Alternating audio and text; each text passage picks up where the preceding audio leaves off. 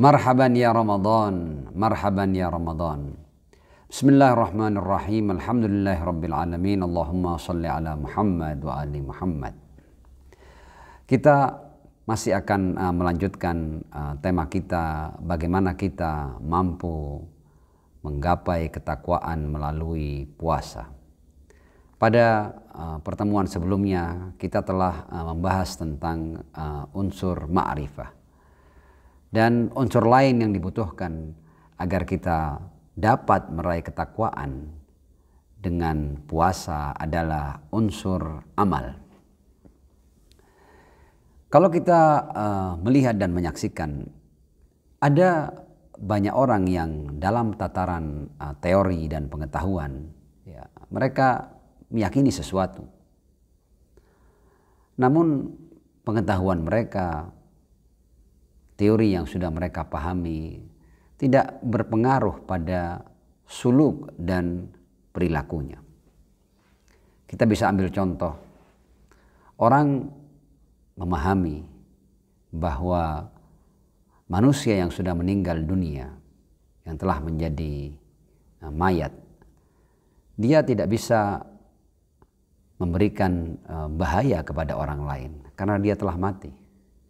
Namun pengetahuan bahwa mayat tidak bisa mendatangkan bahaya kepada orang-orang yang hidup, ternyata banyak orang-orang yang hidup yang tidak berani untuk tidur sendirian dengan mayat. Mereka paham mayat tidak bisa memberikan bahaya, namun pada saat yang sama mereka takut ketika diminta untuk tidur bersama mayat. Ini adalah contoh bahwa bagaimana pengetahuan belum berefek pada perilaku dan suluk. Dari sini muncul sebuah pertanyaan penting.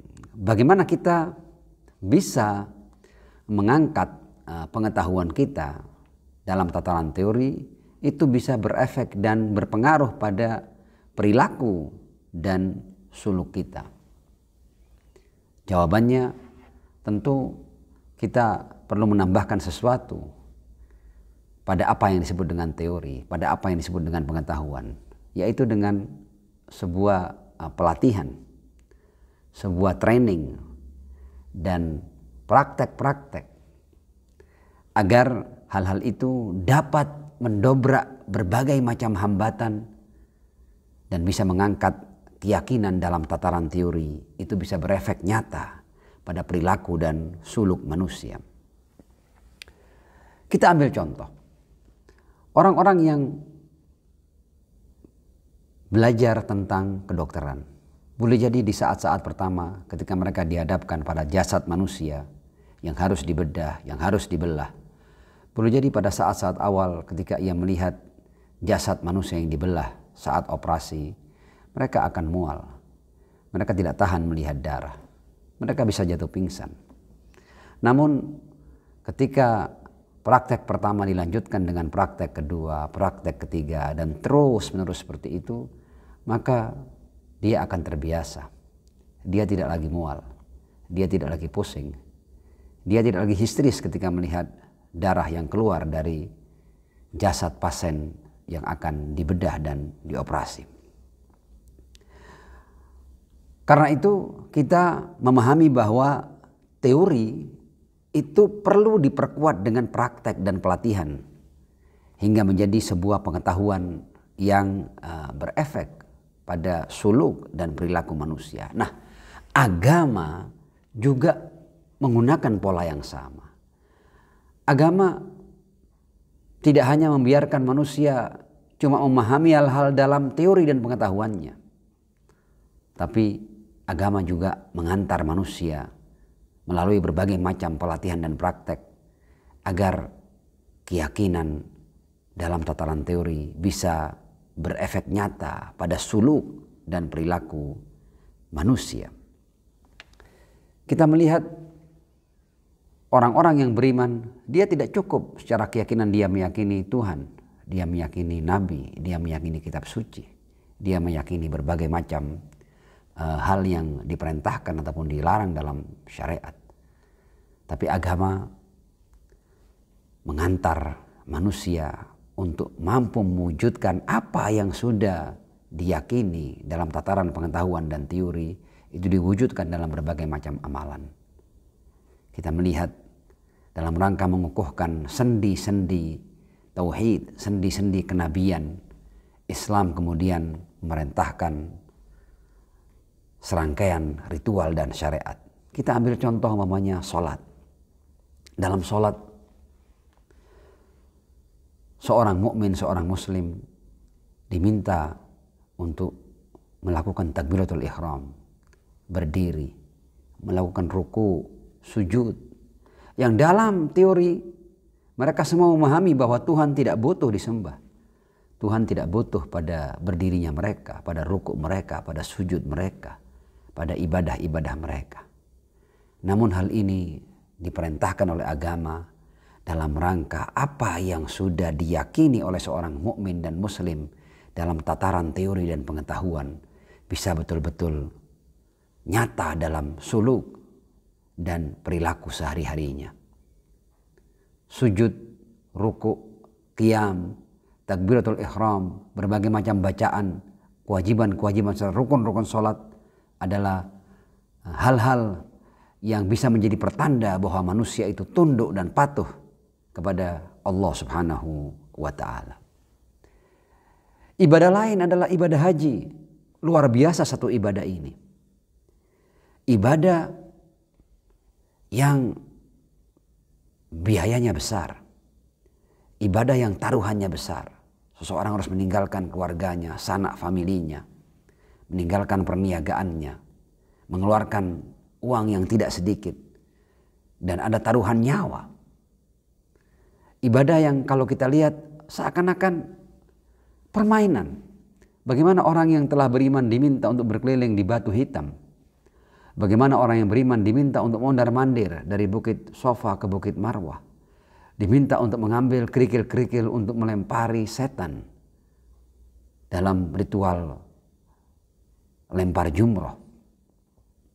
Dan itu dilakukan terus-menerus tanpa henti karena ini diwajibkan oleh agama. Ini semua adalah dalam rangka agar mereka yang mengaku beriman dan mengaku berislam, mereka tunduk dan patuh pada apapun yang menjadi perintah Allah Subhanahu wa ta'ala. Meskipun boleh jadi perintah itu mereka belum paham persis kira-kira apa faedahnya, apa manfaatnya. Tapi karena ini perintah Tuhan, maka mereka harus sam'an wa ta'ah, tanpa perlu bertanya mengapa dan kenapa. Karena mereka sudah menerima Allah sebagai Tuhannya, maka apapun yang menjadi perintahnya, baik dia paham kira-kira hikmahnya apa atau dia tidak paham, dia akan dengan penuh ketulusan melakukannya. Ibadah haji adalah ibadah yang luar biasa. Ibadah di mana manusia diminta untuk memakai kain seperti kain kafan. Atribut-atribut kemewahan, kedudukan harus ditanggalkan. Ulama harus menanggalkan sorbannya. Para raja harus menanggalkan mahkotanya.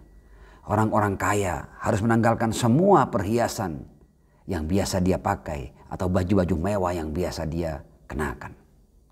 Semua terlihat sama. Tidak ada kaya, tidak ada miskin. Tidak ada alim, tidak ada jahil. Tidak ada raja, tidak ada jelata. Ibadah ini adalah sebuah pelatihan agar terbukti jika seseorang itu benar-benar telah berislam dan beriman, maka dia siap melakukan apa saja yang menjadi perintah Allah Subhanahu wa ta'ala. Ibadah lain adalah ibadah puasa yang juga merupakan praktek dan pelatihan yang luar biasa selama sebulan penuh, di mana mukmin dan muslim diminta untuk tidak makan dan tidak minum, untuk tidak melakukan serangkaian hal dari sejak waktu subuh sampai terbenamnya matahari. Luar biasa. Selama 30 hari, sebulan penuh diminta untuk tidak makan dan tidak minum seperti itu. Diminta untuk meninggalkan serangkaian hal-hal yang di luar bulan puasa itu adalah halal baginya. Ini semua adalah dengan tujuan agar seorang muslim dan seorang mukmin yang telah menyatakan beriman kepada Tuhan, dia menunjukkan kepatuhannya dalam berbagai macam pelatihan dan praktek ritual yang diperintahkan oleh agama. Tujuannya hanya satu, la'allakum tattaqun, la'allakum tattaqun. Bagaimana hal-hal yang telah mereka pahami dan mereka yakini dalam teori mampu mereka wujudkan dalam praktek dan amal nyata dalam kehidupannya. Kita masih akan melanjutkan pada unsur yang ketiga, syahrukum mubarak wa dumtum fi riayatillah. Assalamualaikum warahmatullahi wabarakatuh.